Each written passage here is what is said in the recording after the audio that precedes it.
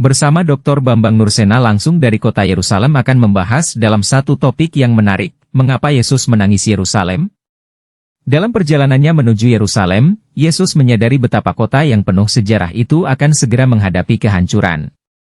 Yerusalem, kota yang menjadi pusat kehidupan rohani bangsa Israel, tempat bait Allah berdiri megah, justru menjadi tempat yang seringkali menolak para nabi dan utusan Allah. Ketika Yesus mendekati kota itu, ia memandangnya dari kejauhan, dan dengan hati yang penuh kasih namun juga penuh duka, ia menangis. Selamat menyaksikan. Dan Ibu Hakim akan membacakan firman Tuhan hari ini dari Injil Lukas pasal 19 ayat 41 sampai dengan ayat 44. Lukas 19 ayat 41 sampai 44 demikian firman Tuhan. 41 Dan ketika Yesus telah dekat dan melihat kota itu, ia menangisinya. 42 Katanya, "Wahai, betapa baiknya jika pada hari ini juga engkau mengerti apa yang perlu untuk damai sejahteramu. Tetapi sekarang hal itu tersembunyi bagi matamu." 43 Sebab akan datang harinya, bahwa musuhmu akan mengelilingi engkau dengan kubu, lalu mengepung engkau dan menghimpit engkau dari segala jurusan. 44 Dan mereka akan membinasakan engkau beserta dengan pendudukmu dan pada tembokmu mereka tidak akan membiarkan satu batu pun tinggal terletak di atas batu yang lain, karena engkau tidak mengetahui saat, bila mana Allah melawat engkau. Salam, saudara-saudara. Bahagianya kita pada hari ini, kita berada di kota suci Yerusalem.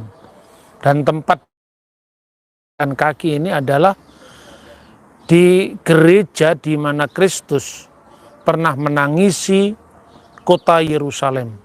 Dia ingin mengumpulkan anak-anak Israel seperti induk ayam yang mengumpulkan anak-anaknya, tapi mereka tidak mau. Dan di tempat di mana Kristus turun dari arah kita tadi turun sampai nanti kita menuju ke pusatnya Yerusalem. Kristus menangisi Yerusalem di tempat ini. Karena panorama ini kelihatan semua dari sini. Tentu tidak seperti sekarang, tadi disampaikan oleh Bisara. Ini adalah sudah jadi gereja. Gereja Ortodok Rusia yang kubahnya emas ini. Jadi di sini gereja itu berkubah. Jadi kubah itu sesungguhnya arsitektur ortodoks. Secara khusus Bizantium ya.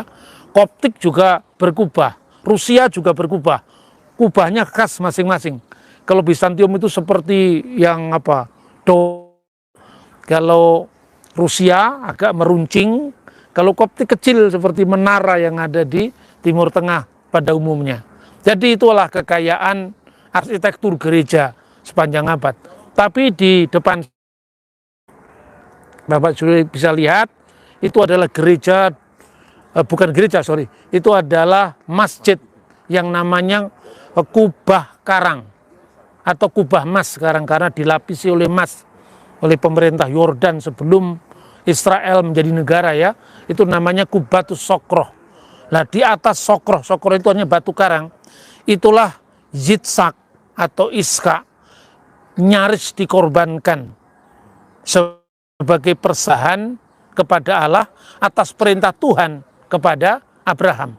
Tercatat dalam kitab Torah ya, kitab Taurat yaitu kitab Kejadian pasal 22, Sefer Bereshit 22 mulai dari ayat 1 dan seterusnya, di mana Tuhan memerintahkan dan berfirmanlah wa yomer kahna ambilah ya et bineha anakmu et yehiteha yang tunggal asher ahabta et Yitzhak, yaitu yang kamu kasih, yaitu Iska, bawalah dia weleh leka el eret hamureh, bawalah dia ke tanah Muria.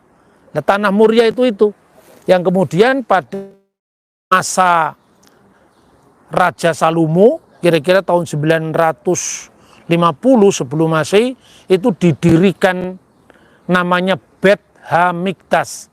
Dari kata Bet Hamikdas bahasa Ibrani itu menjadi bahasa Arab Baitul Maqdis. Lalu pada tahun 586 dihancurkan oleh Nebukadnezar. orang-orang Israel berada dalam pembuangan di Babel, orang-orang Yahudi. Nah, di Midras itu semacam ya tradisi tafsir Yahudi, komentari begitu ya, lebih menekankan aspek normatif ketimbang historisnya. Itu dikisahkan ketika anak-anak Yahudi itu, putra-putranya Yakub itu menuju ke pembuangan Babel, dia melewati kubur Rahel di Bethlehem. Ya, kemarin kita belajar ada Bethlehem, tempat di mana Yesus dilahirkan, ada Betjala, tempat itu sekarang masih ada kubur Rahel, lalu ada yang namanya Betsahur, tempat malaikat menampakkan diri kepada para gembala untuk memberitakan Mesias telah lahir di Bethlehem. Nah, ketika mereka melewati kubur Rahel itu, kemudian Rahel melihat dari Firdaus, anak-anaknya berada dalam pembuangan. Lalu dia menangis kepada Tuhan, berdoa kepada Tuhan dari Firdaus, luakan penderitaanku. Ketika aku siap untuk menjadi pengantin bagi suamiku, ternyata yang ada di kemah itu adalah Lea. Bagaimana saya harus berbagi cinta dengan kakakku? Itu karena tradisi Mesopotamia saat itu. Karena doa Rahel inilah Tuhan tersentuh. Dan Tuhan mengatakan, oke, aku akan menyelamatkan anak-anakmu. Tapi tidak sekarang, nanti. Tapi tidak saat ini, tapi saat yang akan datang. Sejak saat itu, maka tangisan Rahel, kemudian seluruh kisah dengan yang kemarin kita lihat, Migdal Eder, menara kawanan domba. Sebab setelah Rahel melahirkan Benyamin dan meninggal di situ, bangsa Israel pergi ke tempat yang namanya Migdal atau menara kawanan domba. Makanya dalam pengharapan mesianis Yahudi, di Migdal Eder Mesias akan menampakkan diri. Artinya berita tentang Mesias akan dinyatakan bahwa keselamatan sudah datang. Dan itu bukan suatu kebetulan apabila di padang gembala itulah malaikat berkata, hari ini telah lahir bagimu juru selamat Kristus Tuhan di kota Daud. Kenapa disebut Tuhan? Ini banyak orang salah paham. Kemarin saya dapat buku Da Vinci Code dalam terjemahan bahasa Ibrani. Ya, saya beli aja untuk bukti bahwa buku ini buku sastra, bukan jenis buku arkeologi, buku sejarah, apalagi buku teologi. Tapi artinya saudara-saudara, selama kita berada di dunia ini, kita akan selalu berada dalam ketegangan antara teologi dengan paham-paham populer, antara sejarah dengan lamunan orang-orang yang sok hanya ingin membuat sensasi demi meraup dolar. Itulah yang terjadi di Tanah Suci. Makanya di Tanah Suci ini bukan hanya ada bait suci dulu, bukan hanya tanah suci, tapi juga copet suci, bisnis suci. Nah, sehingga kita bagaimana kita bisa memilah-milah, menajamkan spiritualitas kita untuk melihat kehendak Tuhan. Nah, kembali ketika Kristus kemudian sudah melakukan karyanya, kira-kira umur 30 tahun. Kenapa umur 30 tahun? Karena bagi orang Yahudi, usia di mana dia boleh melayani di kemah suci itu mulai 30 sampai 50 tahun. Perhatikan di dalam Alkitab, kumpulkanlah dari suku ini, suku itu dalam kitab Bilangan. Anak laki-laki yang berumur 30 sampai 50 tahun. Kenapa angka ini penting? Karena itu angka tingkat kedewasaan orang bisa melayani Tuhan. Kalau kita bikin pemimpin itu di Indonesia, katanya harus 40 tahun. 40 tahun itu katanya Pak Yusril, itu usianya Nabi Muhammad. Tapi kalau pedoman kita tentu bukan usianya Nabi Muhammad, usianya Yesus. Ya kan? 30 tahun dia mulai berkarya. Lalu umur 50 tahun itu usia memberi nasihat. Karena itu ketika Yesus mengatakan, sesungguhnya aku berkata kepadamu, ada kata-kata khas yang diucapkan Yesus. Amin. Dan amin itu dalam bahasa Aram. Tahankan dalam bahasa Yunani, bahasa yang dipakai menulis kitab Injil. Biasanya Yesus mengawali ucapan atau sabdanya itu amin, amin, amar, ana, lehon. Itu dalam bahasa Aram. Kemudian diterjemahkan, aminnya nggak diterjemahkan. Amin, amin, lego, umin, prin, Avram, genistai, ego, aimi. Sebelum Abraham jadi, aku telah ada. Aku telah ada bukan sebagai fisik, putra Bunda Maria. Tapi aku ada sebagai in the beginning was the word. Pada mulanya adalah firman. Banyak orang tidak paham, termasuk orang Yahudi, bangsa Yesus sendiri tidak paham. Usiamu belum 50 tahun. Nah, kenapa agak 50 tahun? Karena usia seorang Yahudi untuk melayani di kemah suci 10 sampai 50 tahun.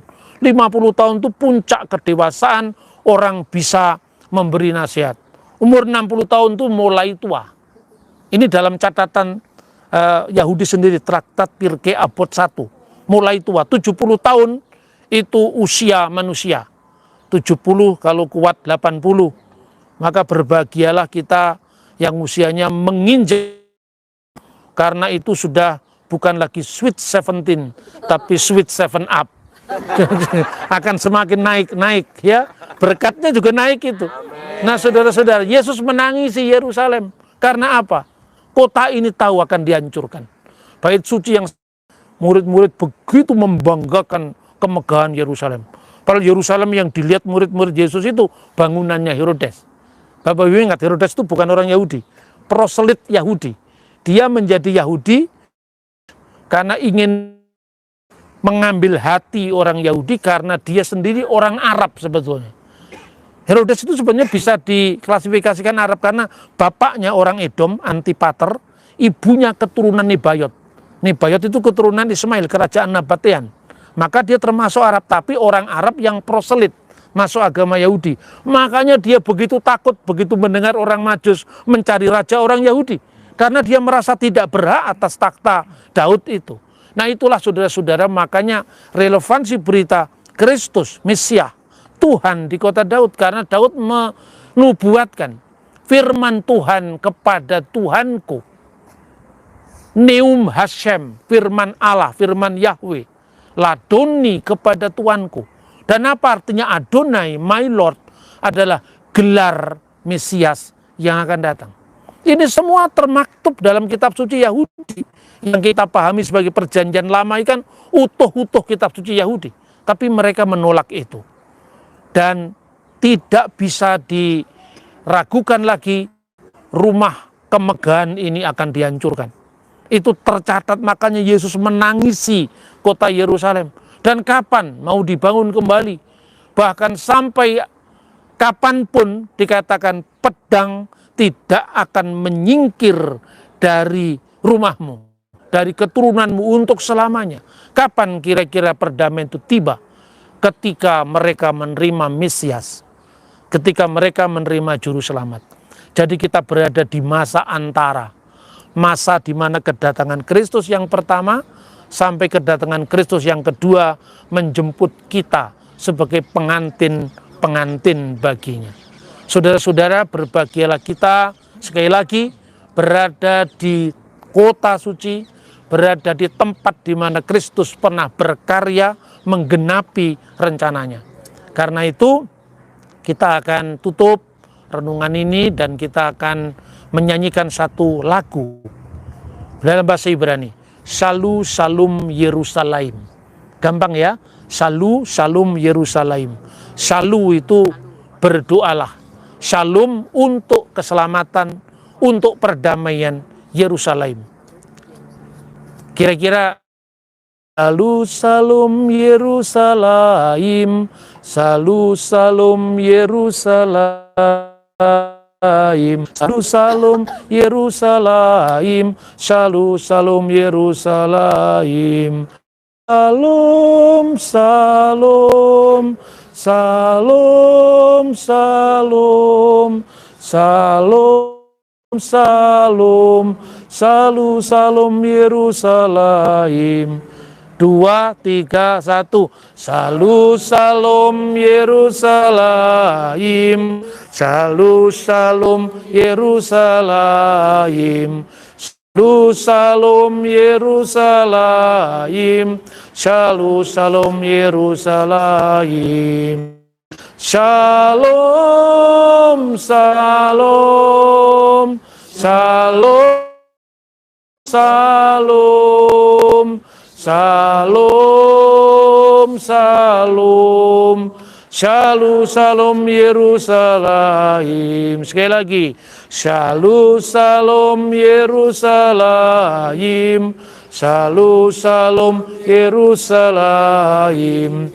Shalom, salam Yerusalem, shalom, salam Yerusalem. Shalom, shalom, shalom, salam. Tadi awalnya kita ingin pembawa pujian kita dari gereja Protestan. Doa untuk firman Tuhan dari gereja Ortodoks Yunani.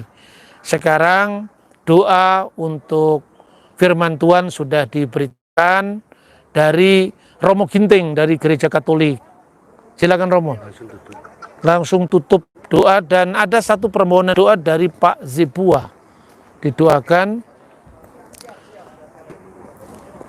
doa apa? Ulang tahun ulang tahun Mas Pak Zebua. Apa namanya? Lengkapnya Amoli Zebua. Oke, mari kita berdiri bersama-sama.